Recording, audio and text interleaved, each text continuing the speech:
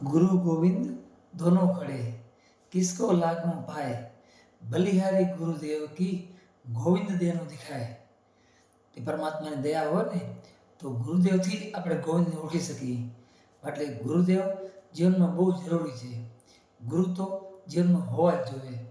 આવી જ એક સરસ મજાની વાત લઈ અને હું ભરત પટેલ તમારો મિત્ર ફરીથી એક આવ્યો છું નાની એક વાત લઈને. એક છે ને જંગલમાં શિષ્ય અને ગુરુદેવ બંને પગપાળ જતા હતા જંગલ તરફ. તો થોડેક આગળ ચાલ્યા ને તો ગુરુદેવ કીધું શિષ્યને કે બેટા એક કપડાનો ટુકડો આપને. તો શિષ્ય હતો નહીં કાંઈ. તો શિષ્ય બહુ આજ્ઞાકારી હતો. એને તરત પોતાનો હતો ને જબ્બો એ ફાડી અને ગુરુદેવને ટુકડો આપ્યો. ટુકડો આપ્યો ને ગુરુદેવને. તો ગુરુદેવ ટુકડો લઈ અને પોતાની ઝોલીમાં નાખ્યો. વરે થોડુંક આગળ ગયા એટલે સંત અને શિષ્ય બંને હાથ જતા ને ત્યાં આમ ચડા હોય ને જંગલમાં બધું સરખું ના હોય, પહાડી વિસ્તાર હોય.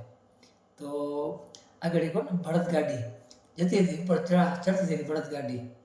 તો શું થયું, તો એને ટકરાઈ અને એક પથ્થર પડતો હતો. પથ્થર એક છે ને આમ પડવા માંડ્યો.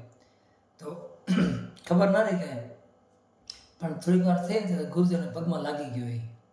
એ પથ્થર છે ને બહુ મોટો હતો, વિશાળકાય. તે ગુરુદેવના પગમાં લાગ્યો. પગમાં લાગ્યો એટલે ગુરુદેવને લોહી લુહાણ થઈ ગયો, લોહી નીકળવા માંડ્યો. ત્યાં જોઈ અને શિષ્ય તો ગભરાઈ ગયો. શિષ્યએ ગુરુદેવને સાઈડ બેસાડ્યા અને કીધું કે ગુરુદેવ તમે અહીંયા થોડીક વાર બેસો, હું ગામમાં જઈ અને વેદરાજીને મળી અને દવા લેતો હું. કે દવા લેવા ગયો. થોડી બધા શિષ્ય તો ગયો, કારણ કે એના ગુરુદેવને લાગ્યું હતું. તો વેદરાજજી ઘણી પહોંચી અને એમને કીધું કે મારા ગુરુદેવને લાગી ગયું છે, તો એને કંઈક મલમપટ્ટી કે દવા આપો જેથી એ તરત સાજા થઈ જાય. તો વેદરાજજીએ તો દવા વાટી આપી અને મલમપટ્ટી કરી આપ્યું કે આ લઈને લગાવી જજો, તમારે ગુરુદેવને હાજુ થઈ જશે, એમ મલમ મટી જશે. શિષ્ય દોડીને આવ્યો અને ગુરુદેવને છે ને પટ્ટી બાંધી અને પછી આશ્રમમાં આવ્યા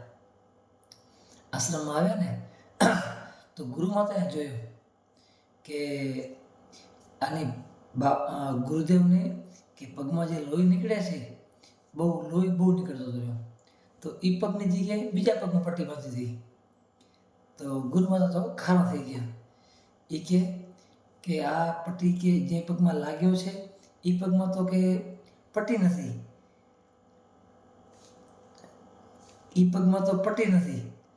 અને આ બીજા પગમાં કેમ રાખી છે. મને બોલવા ગુરુ માતા કે કોણ છે, કોણ મૂર્ખે કર્યું છે, નામ નથી એમ. શિષ્ય તો બહુ ગભરાઈ ગયો.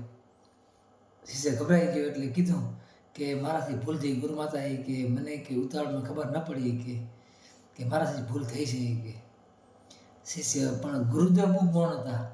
ગુરુદેવ એકાંત બસ મૌન અવસ્થામાં હતા. તો પટ્ટી પછી ખોલી અને જે લાગ્યો હતો ને એમાં પટ્ટી બંધાવી ગુરુ માતાએ. થોડા દિવસો થયા એટલે ગુરુદેવ બરાબર થતા રહ્યા.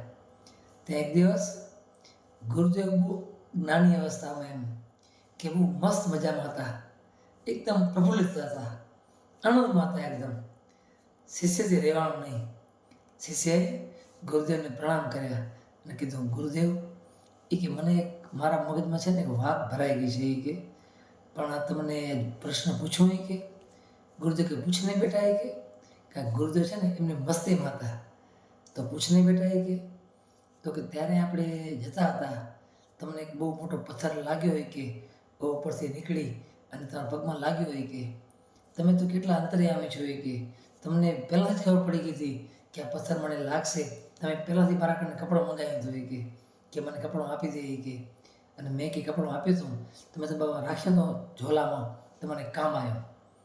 તો મને એ સમજાણું નહીં કે આ તમારા કયા પ્રારબ્ધ હતા કે તમારે આ ભોગવવું પડ્યું. કે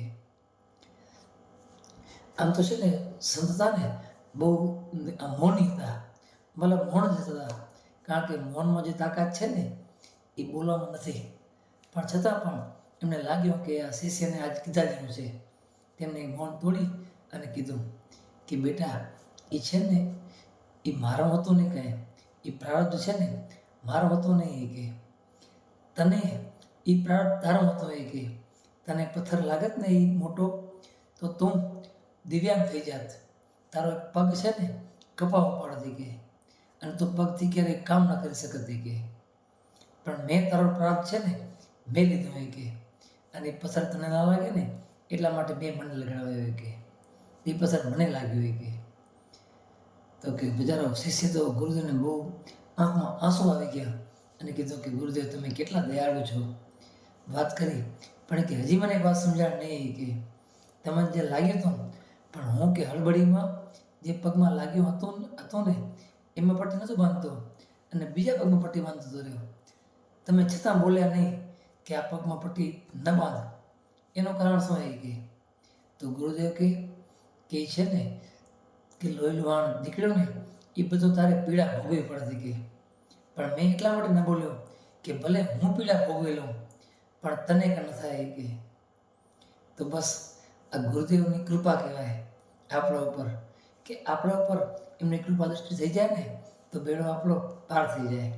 એટલે માટે હંમેશા કર્મ છે ને આપણે જાણી જોઈ અને ખોટો રસ્તો પાપ ક્યારેય ન કરવું, કારણ કે એવું નથી કે આપણે જ ભોગવવું પડતું હોય છે, આપણા થકી આપણા ગુરુદેવને પણ ભોગવવું પડતું હોય છે. તો એને ગુરુદેવને ક્ષમા માંગી કે ગુરુદેવ મારાથી પાપ ક્યારે થાય નહીં એવી કૃપા કરજો કે મારા પાપે તમારે કે આ ભોગવવું પડ્યું એ યોગ્ય ના કહેવાય કે. તે ગુરુદેવ એમની મસ્તીમાં હતા પણ શિષ્યને મનમાં ન થયું કે આપણે કોઈ પણ કર્મ કરીએ ને તો સાવધાની જરૂર રાખીએ, ખોટા કર્મથી બચીએ આપણે. શું ખબર કર્મનું ફળ આપણે ન ભોગવી તો આપણા માતા પિતા છે, આપણા સંતાનો છે, આપણા ગુરુદેવ છે કે આપણા સંબંધી છે ભોગવતા હોય છે. તો ખરેખર આપણે બસ એક ટેક રાખીએ કે બસ હું આજથી ખોટું ઓછો કરીશ, કારણ કે આપણે જો એક પણ ઝાડ છે ને તરત મોટું થતું નથી હોતું, એક બીજ વાવીએ ને તો એને અંકુરિત થતાં 10 દિવસ 15 દિવસ મહિનો 2 મહિના 5 મહિના લાગતું હોય છે.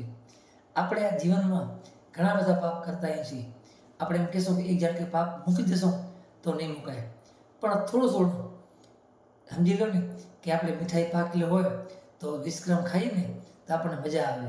બસ એ રીતે આપણે પાપ કદાચ કિલો કરતા હોઈએ ને તો શરૂઆતમાં 20 ગ્રામ મૂકી, પછી 50 ગ્રામ મૂકી, પછી 100 ગ્રામ ને પછી હાવે મૂકી દઈએ તો આપણો છે ને જીવનનો બેડો પાર થઈ જાય અને ભગવાન રાજી થાય. અને આપણે કર્મ છે ને સારા કરીએ ને તો આપણે એનો પાપ કોઈ ભોગવે નહીં. માટે બસ કર્મ કરતાં પહેલાં અવશ્ય ધ્યાન રાખવું કે આપણા કર્મ થકી આપણા ગુરુદેવ હોય કે આપણા સંબંધી હોય, સગા સંબંધી હોય કે આપણા પરિવાર હોય એ ભોગવે નહીં. તો બસ આ એક નાની સરખી વાત તમારા સમક્ષ રજૂ કરી. તમને પણ જો ગમી હોય તો લાઈક કરજો, સબસ્ક્રાઈબ કરજો, શેર કરજો, અને આપણા જ મિત્રો હોય, આપણા મિત્ર વર્તુળ હોય એને જરૂર શેર કરજો, જેથી કરી અને કોઈ પાપ કરતો અટકી જશે તો એનું પુણ્ય ભગવાન આપણને જરૂર આપતા હોય છે. જય શ્રી રામ, હર હર મહાદેવ.